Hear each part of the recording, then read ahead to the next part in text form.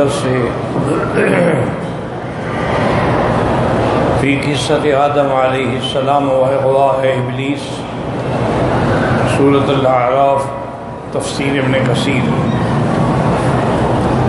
الحمدللہ رب العالمین والصلاة والسلام علی اشرف الانبیاء و سید المرسلین سیدنا محمد وعلی آلہ واصحابہ اجمعین۔ اللہم صل علی سیدنا محمد وعلی آل سیدنا محمد کما صلیت علی ابراہیم وعلی آل ابراہیم فی العالمین انک حمید مجید۔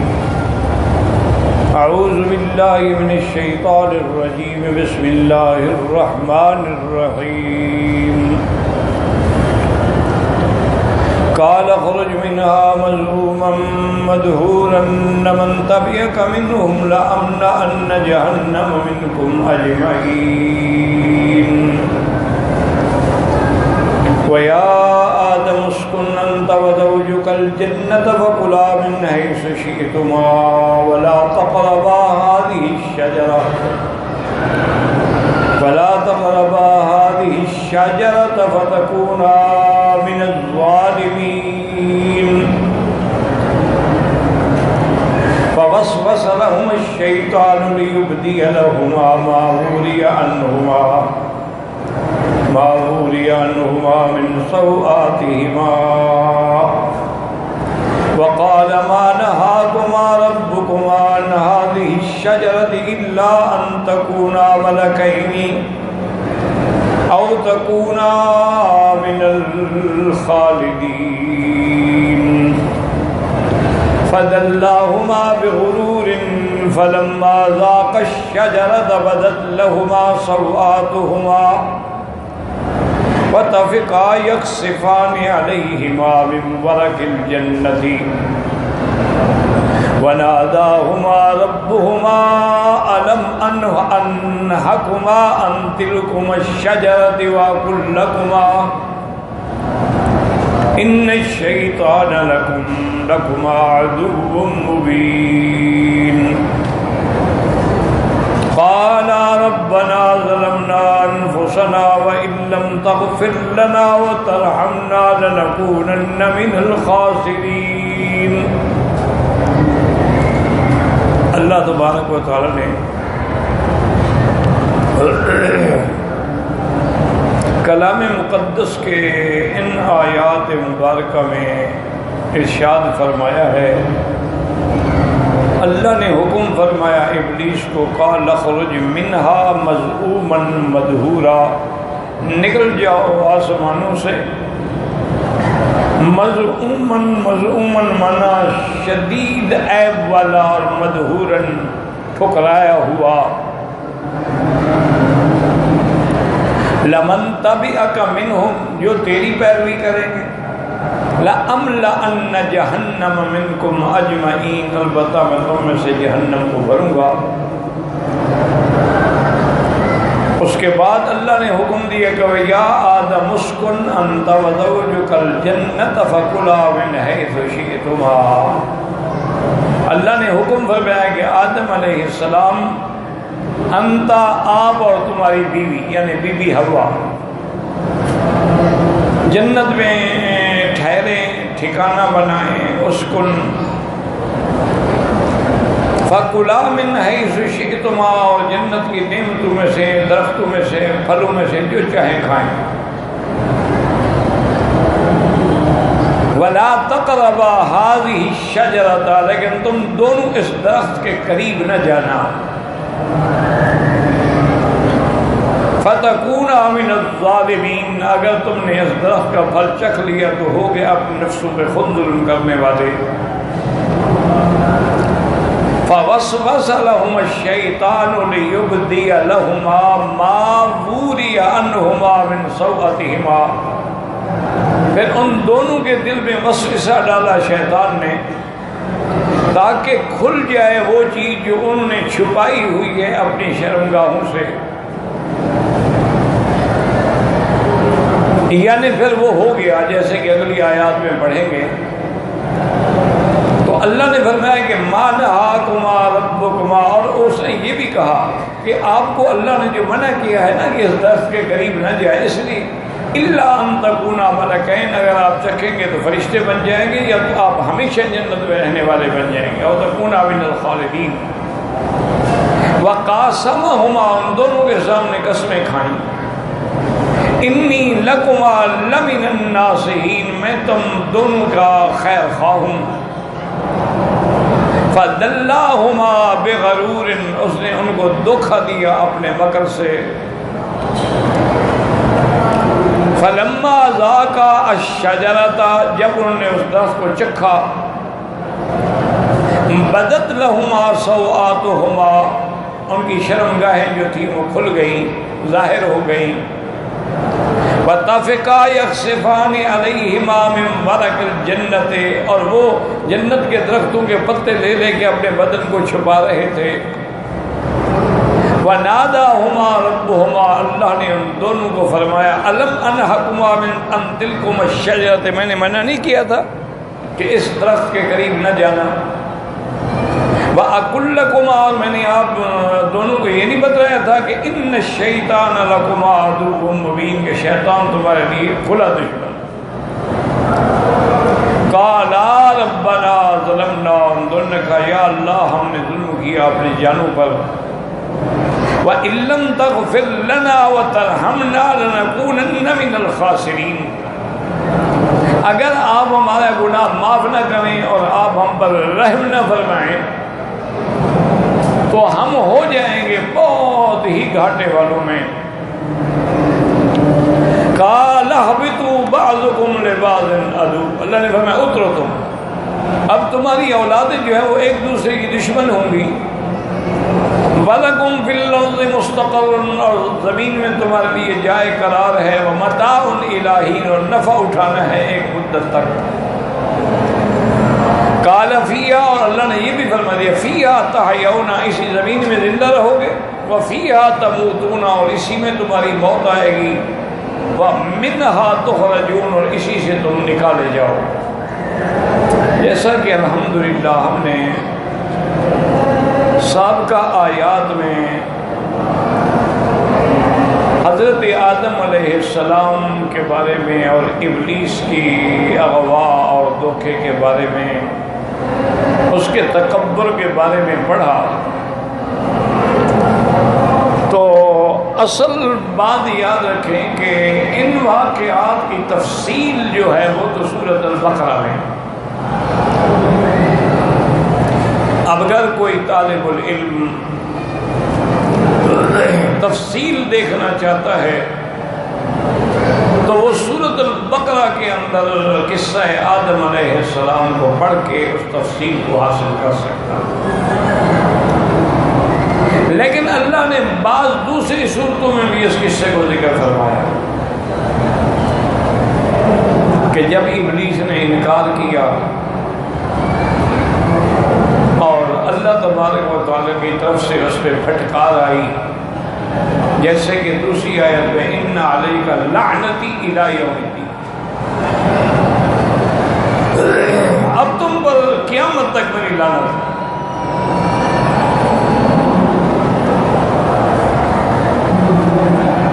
تو اللہ نے پہلا حکم یہ دیا تھا، آپ نے پڑھا فخرج انک من الصاغرین، نکل جاؤ تم بڑے ذلیل ہو.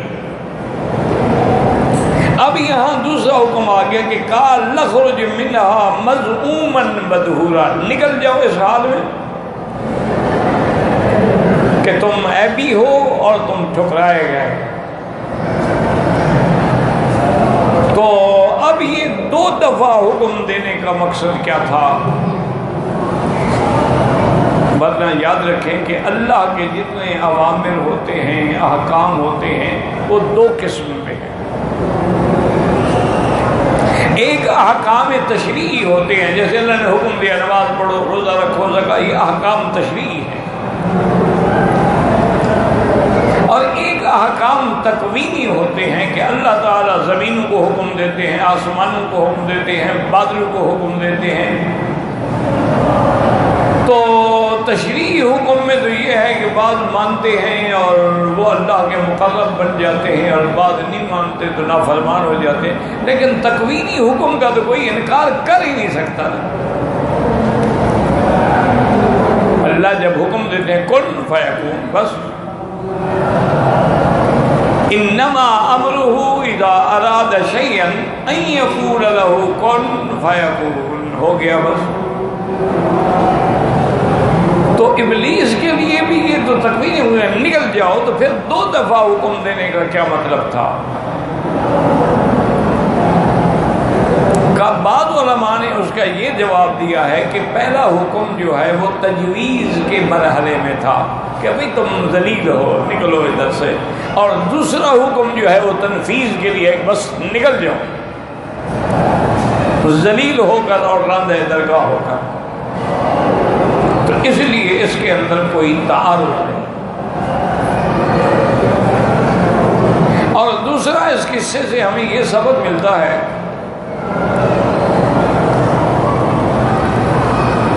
کہ اللہ تعالیٰ تو اس بات پہ بھی قادر تھے نا کہ شیطان کو پیدا ہی نہ کرتے،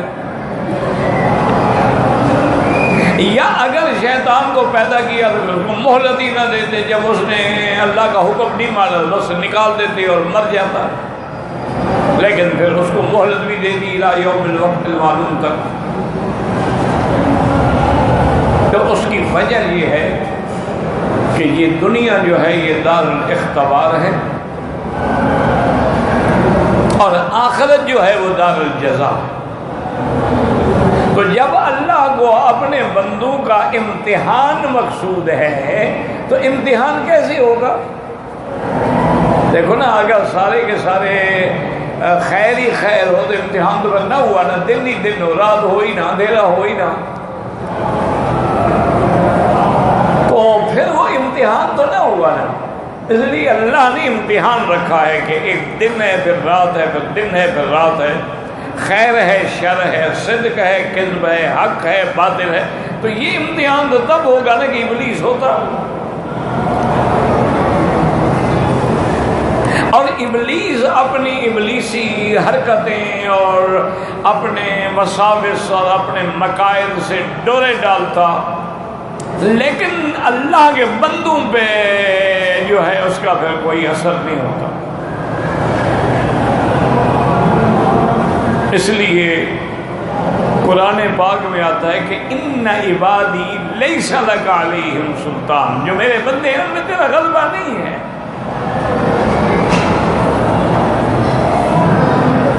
اسی لیے ایک آیت میں یہ بھی ہے کہ ابلیس نے کہا کہ لَأُغْوِيَنَّهُمْ أَجْمَعِينَ، میں تیرے سارے بندوں کو گمراہ کروں گا، إِلَّا عِبَادَكَ مِنْهُمُ الْمُخْلَصِينَ، مگر تیرے بندے جن کو تو نے چن لیا ہے وہ بچ جائیں گے۔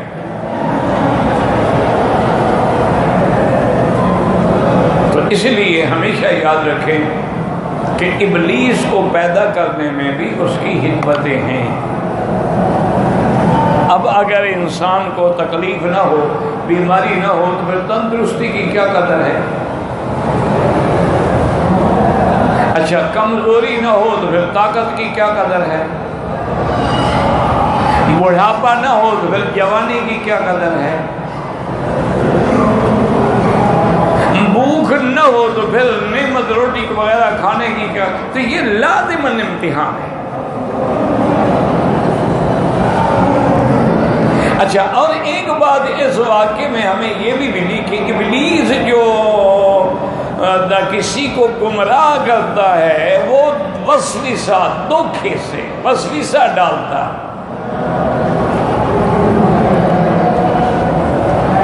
جیسا کہ یہاں ہے کہ اس نے بھی آدم و حوا کے دل میں وسوسہ ڈالا۔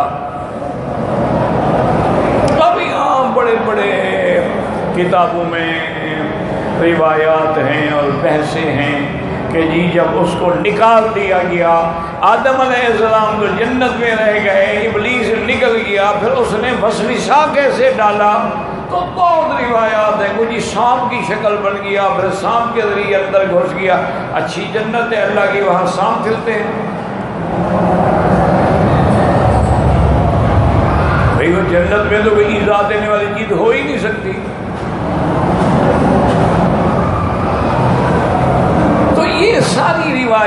اسرائیلیہ ہیں جو انہوں نے گھڑی ہیں، اس بات کو ثابت کرنے کے لیے کہ بھی اس کو تو نکال دیا، وہ زمین پہ آ گیا، آسمانوں میں جنت ہے اور جنت میں آدم ہے، تو وسوسہ کیسے ڈالا؟ اب اس مسئلے کو حل کرنے کے لیے انہوں نے ساری بات بنائی۔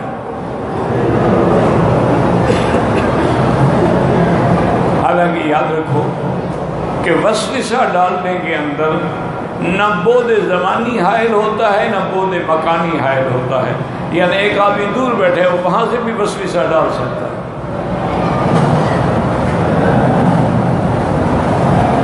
اور اسی طرح یعنی کئی درمیان میں کئی دن گزر گیا، پھر یعنی بعد زمانی ہو یا مکانی وسوسہ ہو سکتا ہے۔ جیسے دیکھیں نا کہ آپ کو اپنے والدین سے اگر محبت ہے، آپ یہاں ہیں والدین وہاں ہیں، تو ان کا تصور ہوتا ہے، خیال ہوتا ہے، اب میری ماں کھانا پکا رہی ہوگی، اب میری ماں گھر بنا رہی ہوگی، اب میری ماں بستر پہ لیٹ رہی ہوگی، پورا تصور میں گویا سامنے تصویر ہوتی ہے، حالانکہ آپ یہاں ہیں وہ وہاں ہیں۔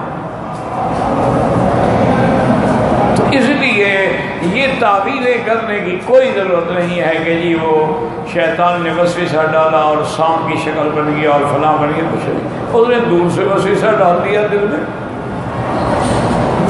اور یہ قوت استدراجی جو ہے نا، یاد رکھو اللہ نے شیطان کو دی ہے کہ وہ شکل بھی بدل ڈالتا ہے، وہ وسوسہ بھی ڈال دیتا ہے، وہ مختلف ہیلے بہانوں سے لوگوں کو گمراہ بھی کرتا ہے۔ وہ کبھی جانور کی شکل میں سانپ بن جاتا ہے، بچھو بن جاتا ہے، بندہ بن جاتا ہے، عورت بن جاتی ہے، وہ اس کے اندر یہ استدراجی قوتیں ہیں، جیسے دجال کو بھی اللہ دیں گے ہمارے امتحان کے لیے۔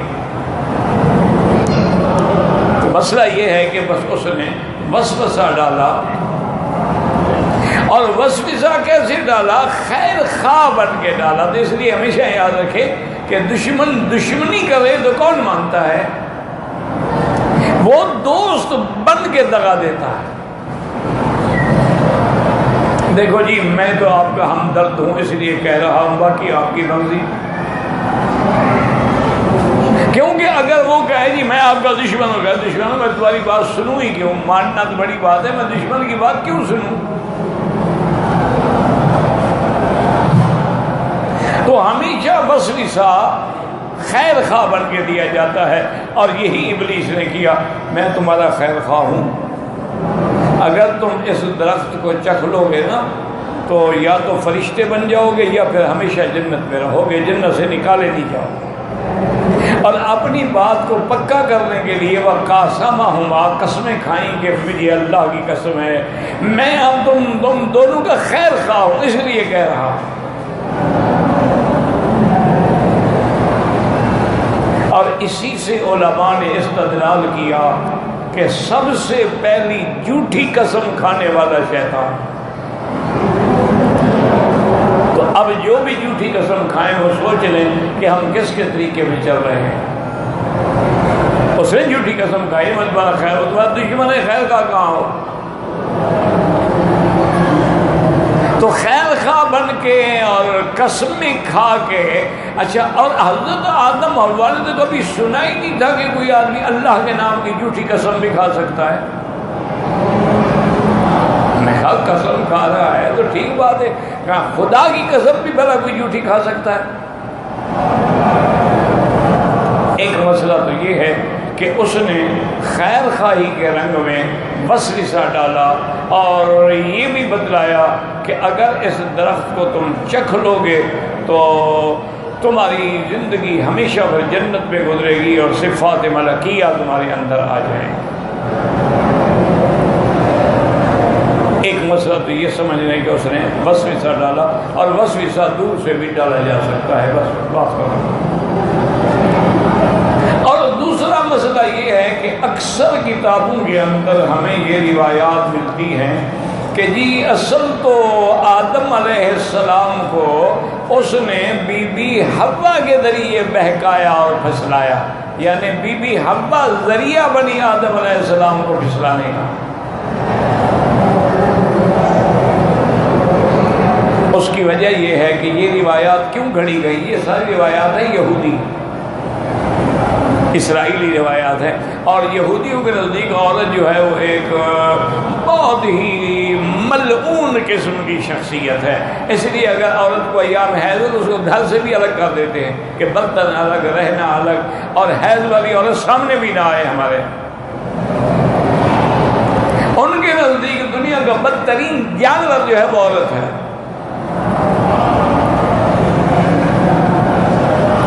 اب انہوں نے عورت سے بدلہ لینا تھا، انتقام لینا تھا، تو سارا قصہ جو ہے بی بی حوا پہ ڈال دیا کہ جی بی بی حوا نے آدم کو بہکایا. حالانکہ غلط بات ہے، یہ تو قرآن کے بھی خلاف ہے. قرآن کہتا ہے فوسوس لہما، اس نے ان دونوں کو وسوسہ ڈالا. وقاسمہما، ان دونوں کے سامنے قسمیں کھائیں. انی لکما، میں تم دونوں کا خیر خواہ ہوں. تو اس میں تو دونوں کا ذکر ہے، کسی جگہ بی بی حوا کا ذکر نہیں علیحدہ، بلکہ آدم کا ذکر ہے علیحدہ. فعصا آدم ربہ فغوا، آدم نے نافرمانی کی. فنسی آدم فلم نجد لہ عزما، آدم بھول گیا اور وہ اپنی بات پہ پکا نہ رہ سکا. تو اکیلا آدم کا ذکر تو ہے، اکیلا حوا کا ذکر ہی نہیں قرآن پاک میں کسی جگہ. تو ایسے قصے بنانا جو ہے یہ جھوٹ ہوتا ہے، من گھڑت قصے ہوتے ہیں. بس لوگ بعد میں ایک رنگینی پیدا کرنے کے لیے بات بڑھاتے چلے جاتے ہیں، ورنہ جس کا قرآن میں ذکر نہ ہو. اور پھر قرآن نے کسی جگہ بی بی حوا کو کسی جگہ نہیں فرمایا کہ بی بی حوا نے وسوسہ ڈالا، بلکہ اکیلا آدم کا نام تو آیا کہ آدم نے نافرمانی کی، آدم بھول گیا.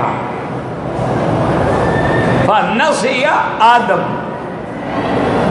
اور میرے بدری سرکار صلی اللہ علیہ وسلم نے بھی فرمایا نسی آدم و نسی ذریتہ، آدم جو بھول گیا تو اولاد بھی بھولے گی.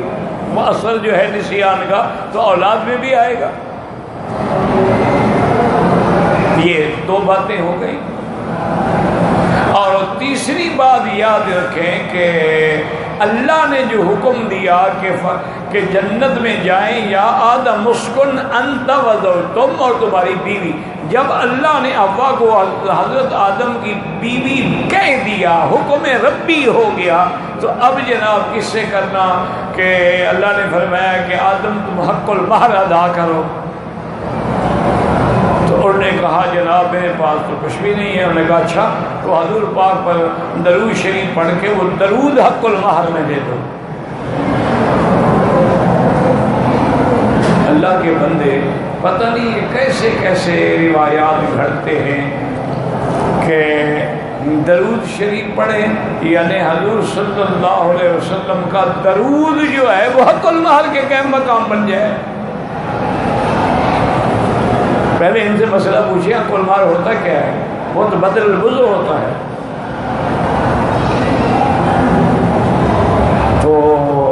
تو یہ قصے ہیں.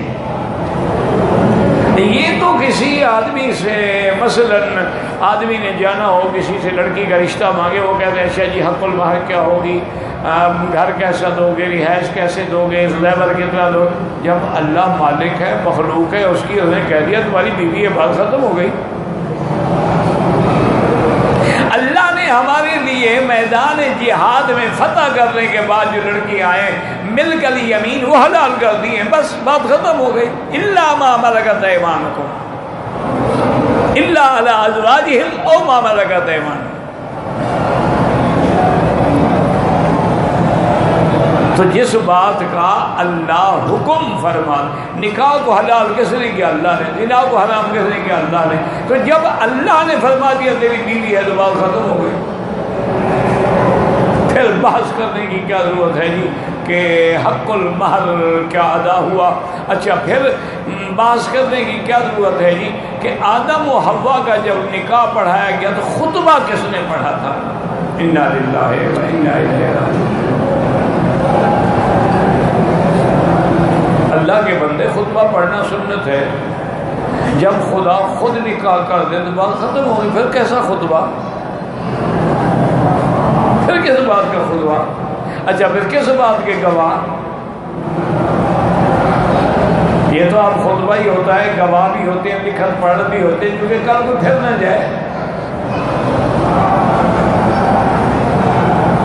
اسی طرح آپ دیکھیں کہ جب حضرت زید نے رضی اللہ عنہ نے، جن کو حضور نے اپنا بیٹا بنایا تھا، زید بن حارثہ، انہوں نے بی بی زینب کو طلاق دے دی۔ بی بی زینب حضور کی پھوپھی کی بیٹی ہے۔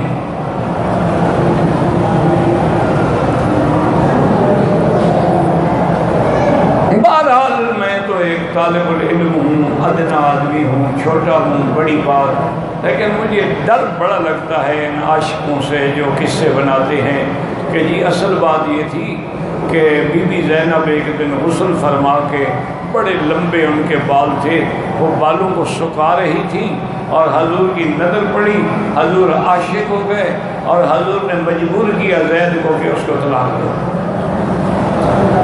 یا نہیں یہ عشق رسول ہے؟ نہ ایمان سے کہیں یہ شان رسول ہے یا عشق رسول ہے؟ انا للہ و انا۔ اور حضور کی اچانک، وہ تو حضور کی پھوپھی کی بیٹی ہے، وہ تو رات دن حضور اس کو دیکھتے تھے، اچانک نظر کیسے پڑ گئی؟ بس قصے ہیں گھڑے ہوئے ہیں۔ اور یہی وہ بات تھی جو حضور چھپاتے تھے۔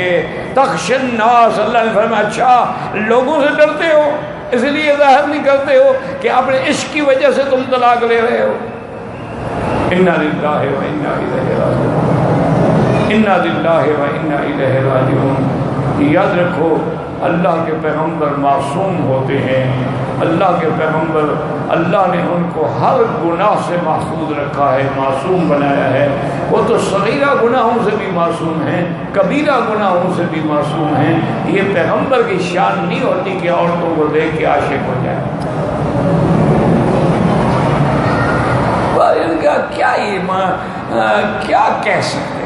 اب دیکھو نا جی یہ بھی عشق ہے، یعنی محبت بیان کر، وجہ کیا تھی؟ اپنا عشق جائز کرنے کے لیے حضور کا عشق بنا دیا کہ اگر ہم کسی لڑکی لڑکے پہ عاشق ہو جائے، اور جی حضور بھی تو ہو گئے نا، تو لہذا دوسروں کی لڑکیوں پر عشق پکانا تو سنت ہو گئی نا۔ کتنا بڑا ظلم ہے یہ، خدا کو کیا جواب دیں گے کہ حضور کی شان میں اتنی بڑی گستاخی۔ ان کا ہر مسئلہ آپ دیکھ رہے ہیں، اچھا جی حضور کا نام آئے تو انگوٹھے جو،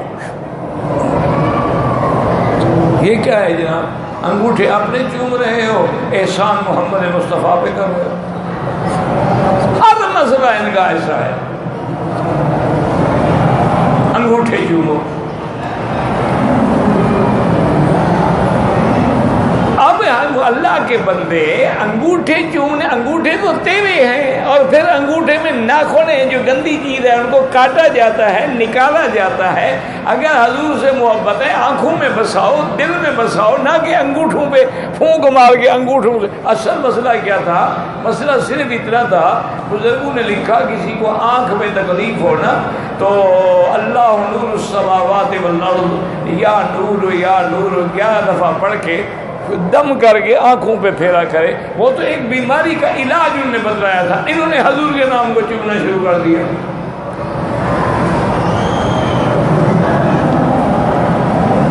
یہ تو شکر کرو کہ جب امام پڑھتا ہے نماز محمد الرسول اللہ والذین معہ، یہ وہی نہ چومنا شروع کر دیں۔ عاشق ہے نا جی،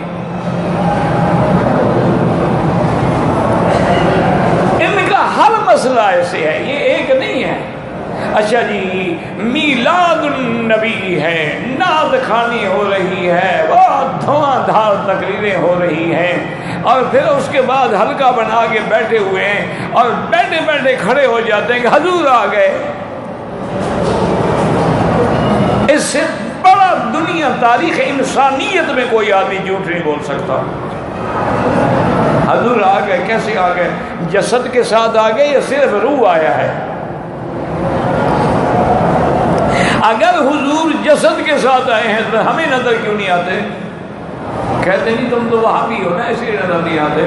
تو حضور تو ابو جہل کو بھی نظر آتے تھے, ابو لہب کو بھی نظر آتے تھے, ابو لہب کی بیوی کو بھی نظر آتے تھے. خدا کا خوف کر. اور اگر روح مبارک آتی ہے تو روح تو لطیف چیز ہے, تمہیں کیسے پتہ چلا کہ حضور کی روح ہے؟ اتنا بڑا جھوٹ, یہ عشق ہے یا گستاخی ہے؟ اور انہوں نے کسی کو نہیں بخشا. حضرت سلیمان علیہ السلام نے جب تخت بلقیس منگوا دیا, اور بلقیس کا نام بھی اللہ کو پتا, قرآن میں تو نہیں ہے, قرآن میں تو صرف یہی ہے کہ وہ ملکہ سبا, سبا یمن کا علاقہ ہے, وہاں کی ملکہ تھی. تو حضرت سلیمان نے حکم دیا کہ ایک حوض بنایا جائے میرے محل کے راستے میں, اور اس حوض پر شیشے کی چھت ڈالی جائے, اور شیشے اور پانی وہ پھر ایک ہی رنگ نظر آئے گا, اور اسی راستے سے اس ملکہ کو لایا جائے. وہ کہتے ہیں جی وجہ کیا ہے کہ جب وہ ملکہ کو لایا گیا اس نے سمجھا کہ پانی ہے, وَكَشَفَتْ عَنْ سَاقَيْهَا, اس نے پنڈلیوں سے کپڑا اٹھا لیا. وہ کہتے ہیں حضرت سلیمان سامنے کرسی ڈال کے بیٹھے تھے, وہ دیکھنا چاہتے تھے کہ اس کی پنڈلیوں پہ بال ہیں یا پنڈلیاں صاف ہیں. یار اتنا بڑا ظلم پیغمبروں کے خلاف کر رہے ہو. اللہ کے نبی ایسی باتیں کر سکتے ہیں تو پھر آج کل کے حاکم اور بادشاہ اور جو ہیں وہ پھر کیوں نہ کریں؟ اللہ کے نبی نے اتنا بڑا حوض بنایا, شیشے کی چھت ڈالی صرف اس کی پنڈلیاں دیکھنے کے لیے کہ بال ہیں یا نہیں ہیں. یعنی ان کو شرم بھی نہیں آتی اور ڈر بھی نہیں آتا پیغمبر کو. اللہ کے بندے جن کے پاس ہدہد جیسے پرندے موجود ہیں جو ساری خبر لا کے دے دیتے ہیں, جن کے پاس اللہ کے ولی موجود ہیں جو تخت اٹھا کے پلک جھپکنے میں لا دیتے ہیں, ان میں کوئی نہیں تھا جو حضرت کو بتا دیتا کہ جناب وہ جنی ہے یا انسی ہے, اس کی پنڈلیاں صاف ہیں یا اس پر بال ہے. ضروری تھا کہ پیغمبر یہ سارا قصہ بناتے. انا للہ و انا الیہ راجعون. یاد رکھیں اصل میں یہ سارا انتظام حضرت سلیمان علیہ السلام نے اس لیے کیا تھا کہ وہ ملکہ جو ہے نا بیچاری, وہ سورج کی پوجا کرتی تھی. وَجَدْتُهَا وَقَوْمَهَا يَسْجُدُونَ لِلشَّمْسِ مِن دُونِ اللَّهِ. تو حضرت سلیمان اس کو سمجھانا چاہتے تھے کہ تم دھوکے میں مبتلا ہو, تم نے سورج کو خدا بنا دیا ہے. سورج مظہر قدرت خدا تو ہے, وہ خود خدا نہیں ہے. جیسے یہاں شیشہ جو ہے یہ پانی کو ظاہر کر رہا ہے کہ نیچے پانی ہے, خود پانی نہیں ہے. جیسے تم نے یہاں دھوکہ کھایا وہاں بھی دھوکہ کھا رہی. وہ تو توحید سمجھانے کے لیے. تو اس لیے فوراً بی بی نے کہا قالت رب انی ظلمت نفسی واسلمت مع سلیمان للہ رب العالمین. یا اللہ میں نے اپنے اوپر ظلم کیا کہ سورج چاند تیری مخلوق تھی, میں نے ان کو خدا بنا دیا. وہ تو مظہر صفات خداوندی ہے, وہ خدا تو نہیں ہے, وہ تو تیری مخلوق ہے. تو جیسے میں نے آج یہاں دھوکہ کھایا اسی طرح میں نے ایک عقیدے میں بھی دھوکہ کھایا, تو میں توبہ کرتی ہوں اور حضرت سلیمان کے ہاتھ پہ اسلام لاتی. اس لیے ہمیشہ یاد رکھیں یہ سارے قصے جو ہیں اصل ان کے موجد جو ہیں, قصے گھڑنے والے کون ہیں؟ وہ یہودی ہیں. اور یہودیوں کے بعد ان قصوں کو آگے چلانے والے شیعہ ہیں, اور شیعہ کے بعد ان قصوں کو آگے رونق دینے والے جو ہیں وہ اہل بدعت ہیں, جو قبروں پہ سجدے کرتے ہیں, جو کبھی عرس شریف کے نام پہ اور کبھی برسی کے نام پہ اور کبھی میلاد کے نام پہ امت مصطفیٰ کو دھوکہ دیتے. یہ اس ترتیب ہے, یہودیت سے شیعہ نے لیا. کیونکہ یہ شیعہ کا بڑا جو ہے وہ یہودی ہے, ابن سبا, عبداللہ ابن سبا. وہ شیعہ تھا, یہودی تھا, تو وہی اثرات ان میں آئے. اس لیے جتنی ان کی کتابوں میں جھوٹی روایات ہے نا، چونکہ جھوٹ گھڑنے والے جو ہیں وہ تو یہودی تھے نا، جن نے اللہ کی تورات کو بدل ڈالا ہے، تو باقی کتابوں کی کیا طاقت ہے. ان سے شیعہ کے پاس آیا اور شیعہ سے پھر ہمارے اہل بدعت نے لے لیا. اس لیے ایک دفعہ مناظرہ ہوا شیعہ سنی کے درمیان میں. شیعہ کا ایک مناظر ہوتا تھا، مولوی اسماعیل گوجرہ کا رہنے والا تھا. وہ بدبخت عالم تو تھا لیکن مقدر میں گمراہی لکھی تھی، حالانکہ وہ دارالعلوم دیوبند کا فارغ تھا بدبخت، اور کتابیں بھی ماشاءاللہ اس کو یاد تھی، لیکن مقدر میں گمراہی تھی. علم تو نہیں ہدایت ہے، ہدایت تو اللہ دیتا ہے، جس کو چاہے دیتے. من یہد اللہ فلا مضل لہ ومن یضلل فلا ہادی لہ. کتنی عالموں کی اولاد جو ہے وہ گمراہ ہو گئی، کتنی جاہلوں کی اولاد جو ہے وہ عالم بن گئی. اللہ کی مرضی ہے. یہ تو اس کا اپنا نظام ہے، وہ کسی کے ہاتھ میں تو نہیں ہے. وہ جس کو چاہے ہدایت دے اور جس کو چاہے گمراہ کر دے. تو بہرحال وہ مولوی اسماعیل کے ساتھ مناظرہ ہوا. تو مناظرہ کرنے کے لیے اہل سنت والجماعت کی طرف سے جو مناظر آیا نا وہ بریلوی جماعت کا تھا. وہ جب وہاں میز پہ اکٹھے ہوئے ایک دوسرے کو السلام علیکم تو ہوتی ہے نا، تو مولوی اسماعیل نے کہا کہ حضرت آپ کیسے مناظرے کے لیے تشریف لے آئے؟ میں کہا کیوں؟ انہوں نے کہا آپ کا ہمارا کیا فرق ہے؟ ہم تعزیہ پوجتے ہیں، آپ قبریں پوجتے ہیں. ہم تعزیہ کو سجدہ کرتے ہیں، آپ قبر کو سجدہ کرتے ہیں. ہم تعزیہ پہ منتیں مانتے ہیں، آپ قبروں پہ منتیں. آپ تو ہماری برادری ہے، آپ کا ہمارا مسئلہ ایک ہے. میرے مقابلے کے لیے کوئی دیوبندی لاؤ، تم میرا کیا مناظرہ کرو گے؟ تمہارا ہمارا تو فرق ہی کوئی نہیں، کام سارے ملتے جلتے ہیں. تم 11ویں شریف مناتے ہو، امام جعفر کے کونڈے مناتے ہیں، فرق ہی کیا ہے؟ تو اس لیے ہمیشہ یاد رکھیں یہ اس طرح پھیلی ہیں کہ یہود، پھر شیعہ، پھر اہل احوا اور اہل بدعت. اب جو اہل حق ہیں ان کو ہر جگہ ہر بات کا مقابلہ کرنا پڑا اور رد کرنا پڑا. اب اللہ نے دونوں کو حکم دیا تھا کہ فلا تقربا هذه الشجرۃ. آدم و حوا کو کہ بھئی اس درخت کے قریب نہیں جانا، باقی جو مرضی آئے کھاؤ پیو. کلا من حیث شئتما، جہاں سے چاہو کھاؤ پیو، لیکن ولا تقربا هذه الشجرۃ. یاد رکھو اللہ نے یہ نہیں فرمایا کہ اس درخت کو نہ کھانا، فرمایا اس کے قریب بھی نہ جانا. لفظ ہے ولا تقربا. جب قریب نہیں جاؤ گے تو صاف ظاہر ہے کہ کھانے سے بھی بچ جاؤ گے. اسی لیے اللہ نے قرآن میں یہ نہیں کہا کہ ولا تزنوا، زنا نہ کرو، فرمایا ولا تقربوا الزنا، زنا کے قریب بھی نہ جاؤ. انه کان فاحشۃ وساء سبیلا. قریب جانے کا معنی کیا ہے؟ غیر محرم پہ نظریں ڈالنا، غیر محرم سے ہاتھ ملانا، غیر محرم سے مل کے مخلوط پارٹیاں اٹینڈ کرنا، غیر محرم سے ٹیلی فون پہ کس سے کہانی کرنا، میسج بھیجنا، چیٹنگ کرنا. یہ قریب جا رہے ہو.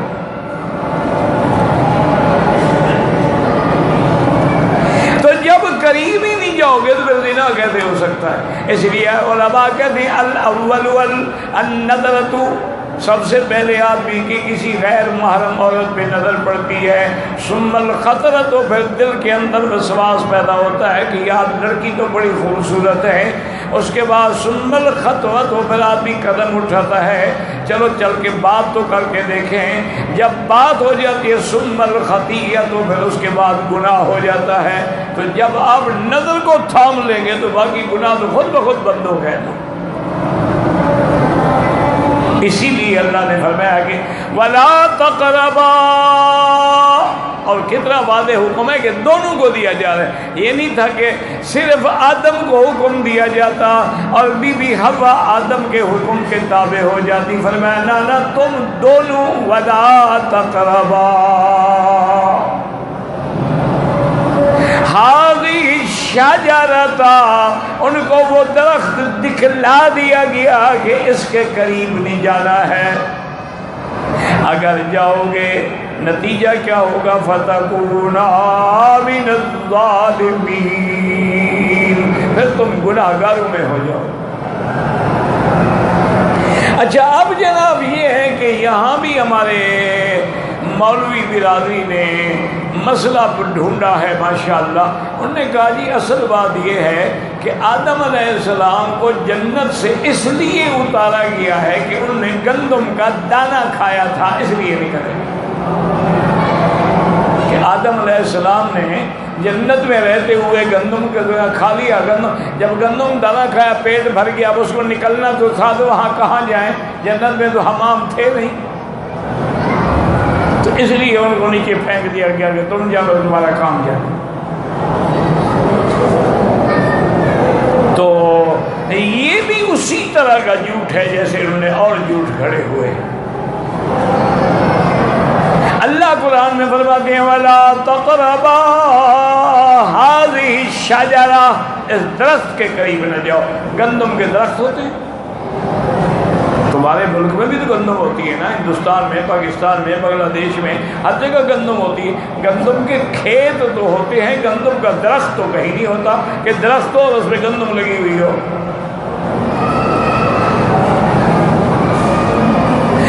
جب اللہ نے درخت فرمایا ہے پھر گندم ڈھونڈ لینا جو ہے وہ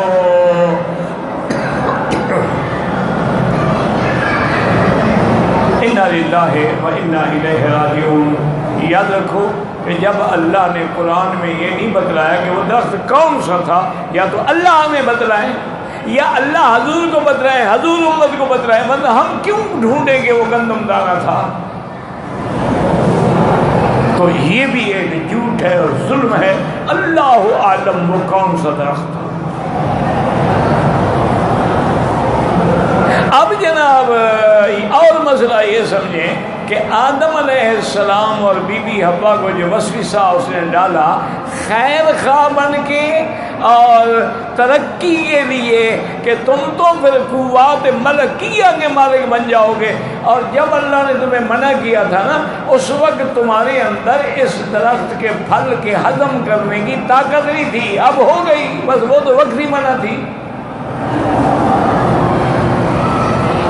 جیسے بات ڈاکٹر کہہ دیتے ہیں کہ جی جولائی میں، جون جولائی اگست میں مچھلی نہ کھایا کریں، یہ گرم مہینے ہیں، تو وہ تو ایک مدت کے لیے اللہ نے آپ کو منع کیا تھا، ہمیشہ کے لیے تھوڑا منع کیا.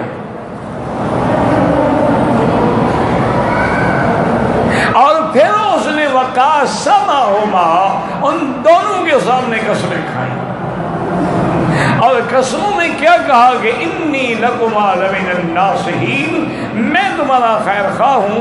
نتیجہ کا نکلا فدلہما، ان کو اپنی رائے سے نیچے لے آیا، بغرور، دھوکے سے. اب جب آدم علیہ السلام اور بی بی حوا نے اس درخت کو چکھا تو اس کی فوراً جو سزا ملی کیا تھی کہ بدت لہما سوآتہما، ان کی شرمگاہیں جو تھی وہ کھل گئیں، نعوذ باللہ وہ دونوں ننگے ہو گئے. اب سمجھیں مسئلہ، اس سے دو مسئلے نکلے کہ آدم و حوا پہ پہلے جو جنت کا لباس تھا نا، وہ جنت کا وہ لباس اتر گیا. تو اور دوسرا مسئلہ یہ نکلا کہ انہوں نے کبھی شرمگاہوں پر تو نظر ہی نہیں ڈالی تھی. تمہاری طرح اگر ہر وقت دیکھتے رہتے ہیں تو پھر کھلنے کا کیا مطلب تھا؟ معنی یہ ہے کہ ان کا مقام ایسا تھا جیسے بی بی عائشہ صدیقہ رضی اللہ عنہا فرماتی ہے واللہ ما رأى منی، اللہ کی قسم حضور نے میرے بدن پہ کبھی نظر ہی نہیں ڈالی. وما رأیت من، اور میں نے بھی حضور کی کسی شرمگاہ پہ بدن پہ نظر نہیں ڈالی. بس ایک اللہ کا حکم ہے، تولد ہے، تناسل ہے، اللہ نے جوڑے بنائے ہیں تاکہ آگے نسل چلتی رہے.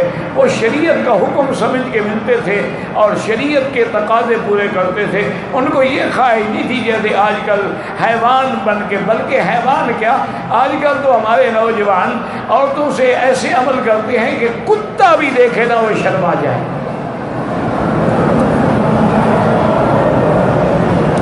اچھا آپ بڑے پڑھے لکھے لوگ ہیں، کبھی آپ نے دیکھا کتے نے بدفعلی کی ہو، کتا نر کے ساتھ برائی کرے، کبھی دیکھا ہے آپ نے؟ یعنی جو کام کتا نہیں کرتا وہ ہمارے نوجوان کر رہے ہیں، اور حیوان بنے ہوئے ہوتے ہیں. وہ کہتے ہیں نہیں یہ شہوانی ہے، جو ہے یہ جذبہ حیوانی ہے، جب تک آدمی حیوان نہ بنے مزہ کیا. اسی لیے شراب پیتے ہیں، بے ہوش ہو گئے، نہ اس کو ہوش ہے، نہ اس کو ہوش ہے، نہ اس کو حیا ہے، نہ اس کو حیا ہے. اس کی بیوی اس کے پاس ہے، اس کی بیوی اس کے پاس ہے. باقاعدہ تبادلے ہوتے. اب تو کی کلب ہیں، کلب بنے ہوئے ہیں. جب آپ جائیں گے کلب میں، آپ ممبر ہیں، کارڈ دیکھیں گے، وہاں ایک صندوق ہی رکھی ہوگی، اس میں آپ اپنی گاڑی کی چابی ڈال دیں. اسی طرح سب آئیں گے، ڈالتے جائیں گے. پھر اندر پارٹی ہوگی، یہ ہوگا وہ ہوگا. جب نکلنے کا وقت ہوگا تو بالکل اندھیرا کر دیا جائے گا، اور ہر آدمی جو ہے وہ آ کے اس صندوق میں ہاتھ ڈالے گا. جو چابی اس کے ہاتھ میں آ جائے اسی کار والے کی بیوی کو وہ گھر لے جائے. یہ ان کا کی قلم ہوتا. انا للہ و انا الیہ راجعون. اچھا تیسرا یہ ہوا کہ فطری بات یہ ہے کہ اب آدم علیہ السلام پتے پکڑ پکڑ کے بدن چھپا رہے ہیں. ایک ہے ستر عورا اور ایک ہے پردہ. پردہ الگ چیز ہے، ستر عورا الگ چیز ہے. کہ ناف سے لے کر گھٹنے تک یہ عورا ہے، اس کا چھپانا ہر حال میں فرض ہے. اگر اتنی بھی جگہ ظاہر ہو تو نہ نماز ہوگی، نہ روزہ ہوگا، طواف ہوگا. اور عورت کے لیے سر سے لے کر پاؤں تک جو ہے وہ عورا ہے. اب جہاں بدن چھپا رہے ہیں، انہوں نے اس سے پہلے تو دیکھا ہی نہیں تھا کہ شرمگاہ کیا چیز ہے. فَطَفِقَا يَخْصِفَانِ عَلَيْهِمَا مِن وَرَقِ الْجَنَّةِ. پہلا حملہ بھی یہی ہوتا ہے کہ وہ کپڑے اترواتا ہے. پہلا حملہ جو نے آدم و حوا علیہ السلام پہ کیا وہ یہی تھا نا کہ فَبَدَتْ لَهُمَا سَوْآتُهُمَا. اب ہماری قوم پر بھی شیطان کا وہی حملہ ہے کہ آہستہ آہستہ سکرٹ آ گئی، پھر منی سکرٹ آ گئی، اس کے بعد نیکر آ گئی، پھر جین آ گئی، اور اس کے بعد صرف بکنی رہ گئی، پھر سن بات ہونے لگا. سب سے پہلے اسے تمہارے کپڑے اتروائے. یہ سب سے پہلا حملہ ہے ابلیس کا کہ جب تک آدمی سطر میں رہتا ہے نا وہ اس کے حملے سے بچا رہتا ہے.